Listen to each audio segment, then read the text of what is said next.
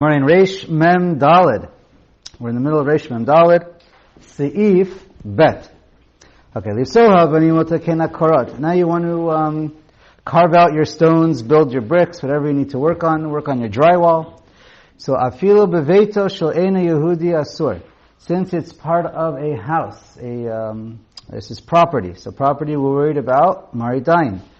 So assuming it was done b'kablanut and everything was okay, midini derabanan of business, but we don't want to have marit ayin issues. So since it's connected to the house, it continues even if it's not in the actual house. So kevan de letzorach mechubarhu, since it's right for the mechubar, for the land, the property, the ima sukin lo yishakaem babinyan. So even if it's being done in the non-Jew's home, it's still a problem. Now, this is only if you gave him the materials to work with. You own the drywall, you own the bricks or the stones, and he's working on it in his home. If he buys it himself, and you're just contracting him to do the job, he's doing the job, he gets his own material, and then he supplies it for you, for sure it's no problem whatsoever. And the lashon of the Shulchan Aruch is lo yishake'em bebinyan, so the Bir Lecha points out many hold it's only good to be machmer. Even according to the Shulchan Aruch and the Ramah, it would only be preferable to be machmer and not absolutely necessary. And then we'll see. Haga v'yesh omrim di'im eino mefursam shehu shal Yisrael shari.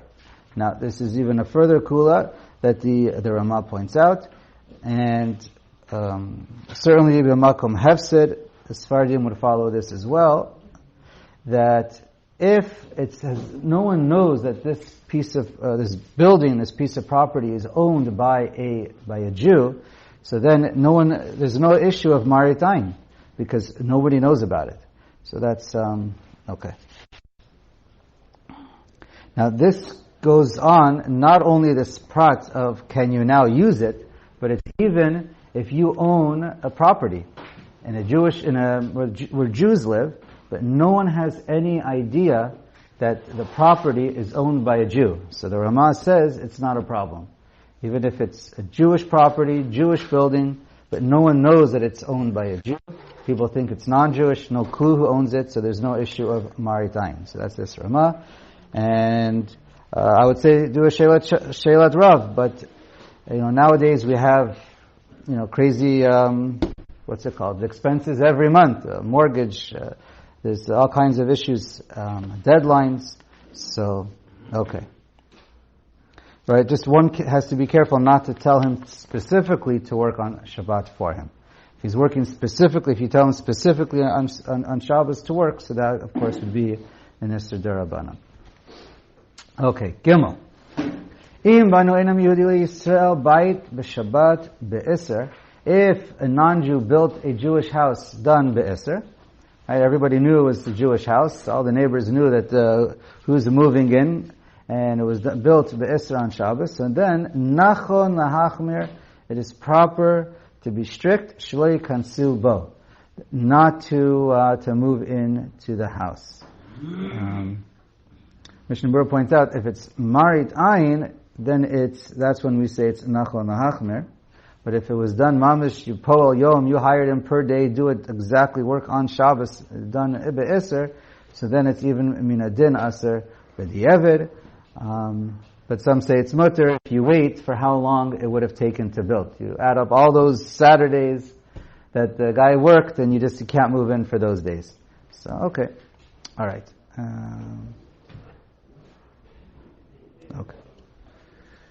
Okay, and it's issue even for others, but you're certainly allowed to sell the property and still make your profit. Okay. Haga. Mil, im hitna Yisrael, im en Yehudi shelo lasot lo melacha b'Shabbat. You told the non-Jew, don't work for me on Shabbos. Ve'on Yehudi asa'a ba'al korcho, l'maher lahashlim melachto.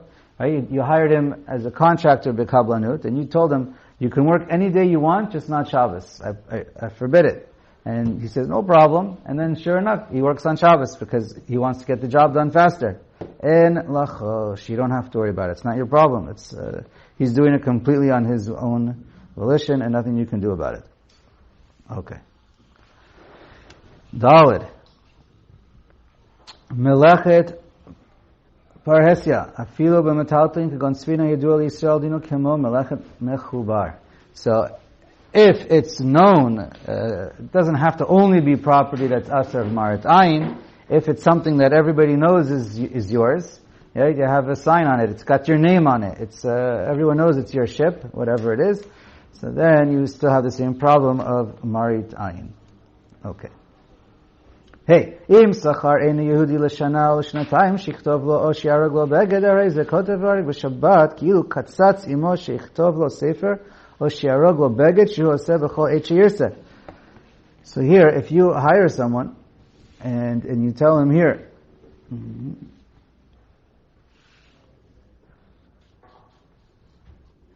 okay, so here you hired him for a period of time.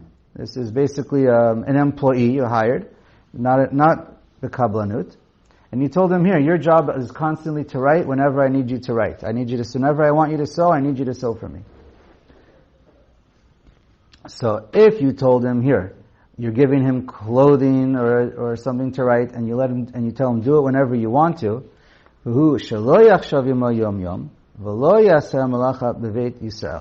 so then if you give him a job, so here, what it says like this, if you give him a job to do, even though you hired him for a period of time, if he does it whenever it's convenient for him, and you told him do whenever you want to, he's allowed to do it, because it's a little bit like kablanut, because you're not making him do it he's not really, it's not specific to the hour or to the day. It's just whenever he wants to do it, even though you hired him for a period of time, it's more similar to kablanut, and it's okay. As long as it's done in the non-Jew's home, he does it when he wants to, and that's okay. Let's see. And then, but some say, if you hired him also for a period of time, then it's a problem. If you hire him and it's and every day if he doesn't do it and he's going to lose out, that's when it's a problem as well. It's only when because by him not working on a specific day, then in other words, if you give him a job to do every single day, 7 days a week, and there's one and he doesn't do it on Shabbos, then you're going to end up losing profit from him not working for you. So that's when it's a problem. If it's every single day, he's constantly has what to do for work. But here, let's keep reading. This is only when he's hired to do one specific job. Because he's not going to have to write every single day, whatever, 8 hours a day, 24 hours a day, however you compute it, but you don't need him to work for you every single day. So therefore, he has leeway to do it whenever he wants, and as long as he's not in your house, b'samarit ayin, then he's really doing it on whenever it's good for him. Kagon beged le'rog or sefer lichtov, because you're just hiring him for one item. Aval k'shescharo l'chol ha'malachot shitzarech toch zman haschirut l'kuli alma asur. But if you hire him like he does everything for you, and every day there's something you need him to do. So then, if he doesn't do it on a particular day, then you're going to lose out. So then he's not allowed to do it on Shabbos because by him doing this job on Shabbos, you're guaranteed to give him another job on another day. So normally this doesn't apply with our employees because they usually work 5-6 days a week at max. So it's not really okay. Vav.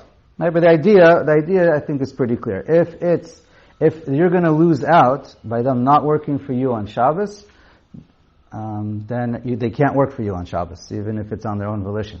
But normally, it makes no difference to you what day they do it on, so then it's not going to be a problem. Vav. Yehudia kone meches. So now, a Jew, he pays for the rights to be the tax collector. As the one who collects his taxes, it makes a profit from what's collected. So it's a big business deal. So now, but he can't collect taxes on Shabbos, right? So what does he do? Umaskir lo en Yehudi. He hires a non-Jew to go collect taxes for him. L'kabel meches b'Shabbat. So then mutar hu b'kibolet. You're allowed to do it if it's just b'kibolet. In other words, tahainu she'omer lo shekeshetigbe mea dinarim etem lecha kach v'kach. When, I'm giving you a percentage, or I'm giving you a quota. Once you reach the quota, once you collect a certain amount, then I'm going to pay you a certain amount. Now, everyone knows that the Jew is the one who's hiring him. Everyone knows who the tax collector is. It's not a secret. So really it should be Aser, because you know he's doing it for you on Shabbos. But because it's a big hefsed mammon, the Chachamim Heitiru, because if we don't let him do it in a basically heter fashion, then it's going to come to, he'll do it straight out, either himself or he'll do it even in an inappropriate way with the non-Jew. So therefore, we allow him to get away with this. Primarily, it's an issue of maritain, but you can't specify to him specifically beferush to say, and you have to collect it dafka on Shabbos. Haga. וכן יוכל להזכיר המכס לכל השבתות ליהודי ואין היהודי ייקח הרווח של שבתות לעצמו ולא חיישינן שיאמרו לצורך ישראל הוא עושה במקום פסדה כהגבנה לא חששו. So again, anytime there's a pseda, there's potential room to be kula. Now, okay. So here, you hired someone to collect for every Shabbos. That's also okay as long as the profit that comes out of it doesn't go to the Jew. Okay. The Yisrael HaMemuneh al Matbeh Shel Melech. It's basically the same thing. When a Jew is in charge of the coin, which I believe is also the same concept of collecting taxes. Dino kedin HaMemuneh al HaMeches has the same din. V'alfa pi shemashmim kol b'Shabbat b'aka'at HaMatbeh. Even though when you go around collecting money with taxes in those days for the king, the Yizahir, that's still okay. The non-Jew is the one who's doing it. The Yizahir shelo yeshiv ha'Yisrael eitzel ha'ena Yehudi b'Shabbat k'she'osek l'mlachto b'matbea o b'kabalat ha'meches. The Ramah just points out, make sure you're not there, because then everyone sees it's you, and it looks as if you're dafka telling him, I need you dafka to do it today for me, and I'm going to take the profit, and you're working for me. So if you're right there, that doesn't look good. Okay. Reish Mem Hey. Yisrael ve'en Yehudi shutafin. Ech yitnahagu b'Shabbat. So Aleph, now we have a partnership. So a Jew and a non-Jew, they buy something together. So important to learn this before you buy it. Aleph. Yisrael ve'en Yehudi sheish lehem sadeh o tanur o merchatz Orach Chaim shel mayim b'shutafut. So whatever you buy, okay, they buy it in ownership, partnership. So they both own 50% of it. It's all intertwined. O shehem shutafim b'chanut b'schora. Or they buy a business. They buy a business together, store together. Im hitnu mitchila b'sha'a shabal l'ishtatef sheyes schar Shabbat le'en Yehudi levado. Im ma'at v'im harbe. So if before they make the deal, when they become partners, before they sign or before, right? They both make a deal between them. The non-Jew gets to work on Shabbos, and he gets all the profit, whether it's a lot or a little. Usachar yom echad keneged yom haShabbat liYisrael levado. And the Jew gets a different day that's all for him, all the profit. And that's his day. Let's just say Sunday, for example. So one gets Saturday, one gets Sunday. So then that's mutar. And then the other 5 days, they split 50-50, or however they do afterwards. Okay. So it's important it's done from the beforehand. Because if they buy it all together, 7 days together, partnership, so then really each day, it's not like a separate thing you just divide, but each day equally belongs to both of them. So then it becomes a problem if one is if they both own Shabbos, and then afterwards they try and say, well, you work for Shabbos, and then you work for Sunday.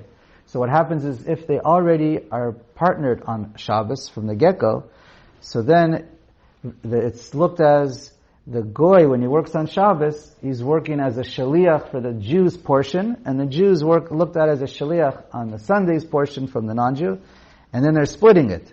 But they're really helping each other out. It has to be where the Jew has no ownership to Shabbos whatsoever. Okay. Right? And if it's already done, so we'll see a little bit how to deal with it, or do a Shelat Rav, okay, we'll see. You can always unsell it or sell it back to somebody and then buy it again. Okay.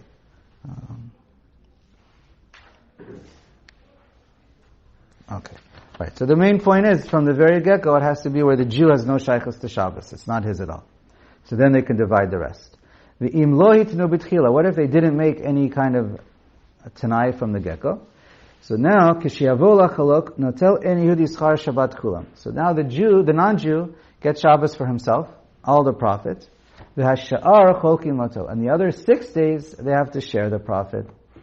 V'im lo haya sechar Shabbat yadua. Now, if you have no idea how much you make on Shabbos, it's too hard to track and to figure it out. Yitol en Yehudi levado shivit hasachar. So 1/7 of the week's profit, that goes to the non-Jew. V'cholkim hasha'ar. And the rest, they split 50-50. Haga. V'yesh matrin aschar b'diavad if lo yimnu v'chalku stam. But some say no, b'diavad, you're allowed to, even if they didn't make the Tanai beforehand, they can still make it after. Okay? V'nirali, the behefsid gadol yesh lismoch alayo.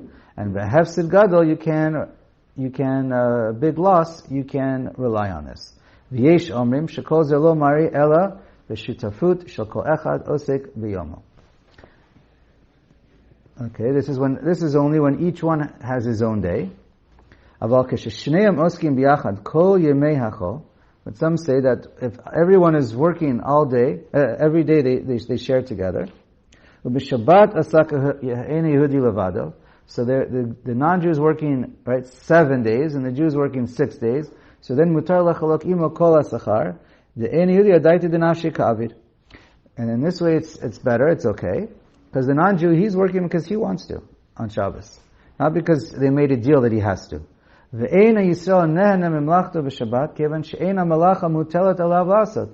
Jew is not really benefiting from Shabbos because he doesn't want it to be worked on Shabbos. The non-Jew wants to.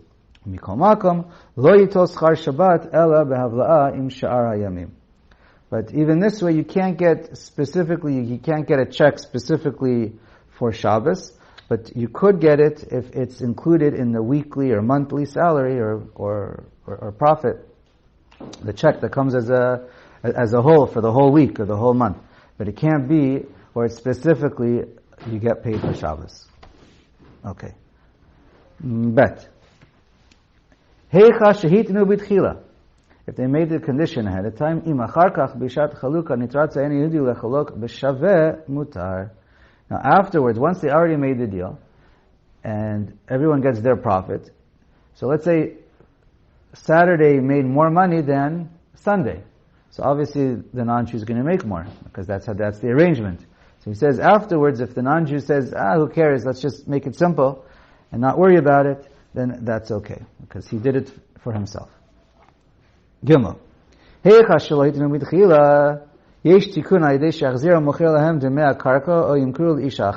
Right, we mentioned. What happens if they didn't make this tonight?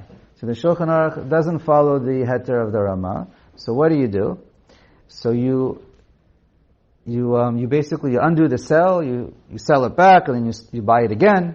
And v'yachziru v'knu b'shitafut. And then the second time when you buy it as a partnership, you remember v'yatnu b'shat kniya, and you make this tonight when you buy it back. Now what if they became partnership in the store and didn't make this tonight? So yachzer kol echad v'yitol chelko v'yivatlu hashutafut. So everyone, yachzer, right, so you undo it basically, the same concept. V'yachar kach yachzer lishtatef. And then you become partners all over again, v'yatnu b'tchila, and you make the tonight, same thing. You accepted karka to be partners, land. You undo the partnership, you forgive each other, and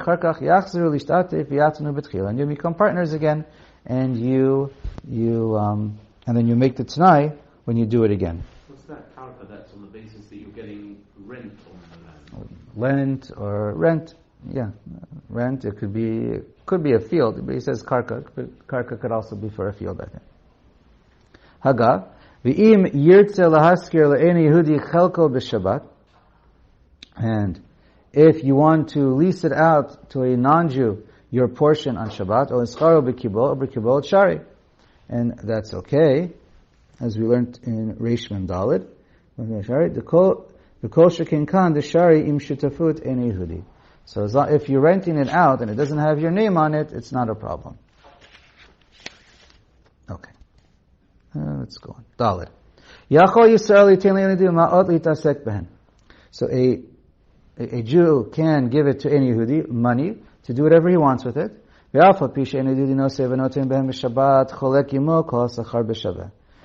though that the Ein Yehudi takes the money, right? You write him a check, you give him cash.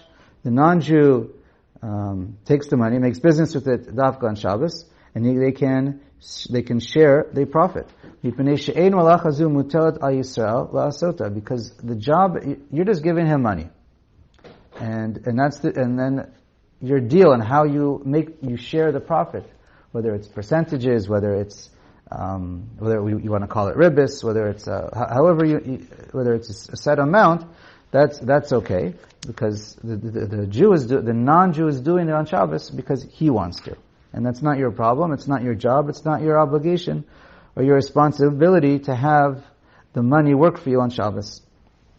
Yeah, even if you know he's doing it, that's not a problem.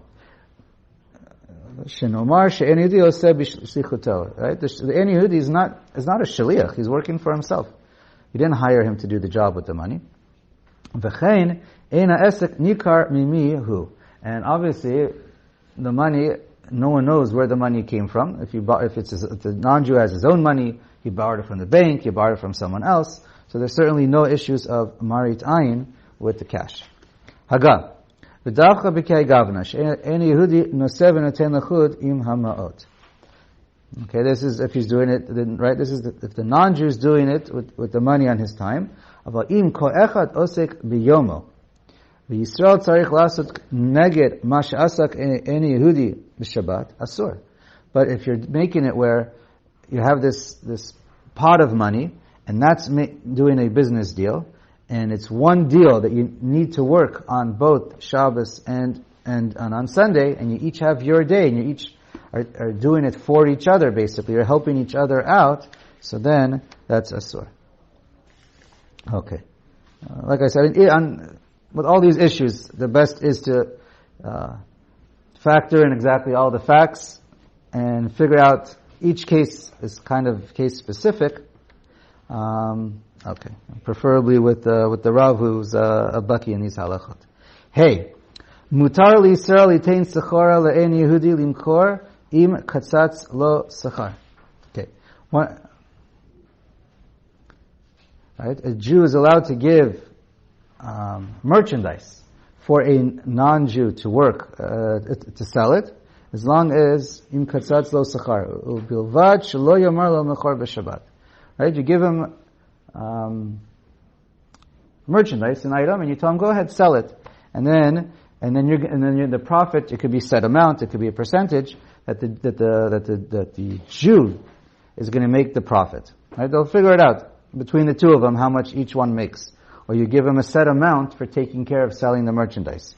So then the non-Jew can take the merchandise, doesn't have the Jew's name on it, and he can sell it whenever he wants. It just can't be, you just can't tell him to do it specifically on Shabbos.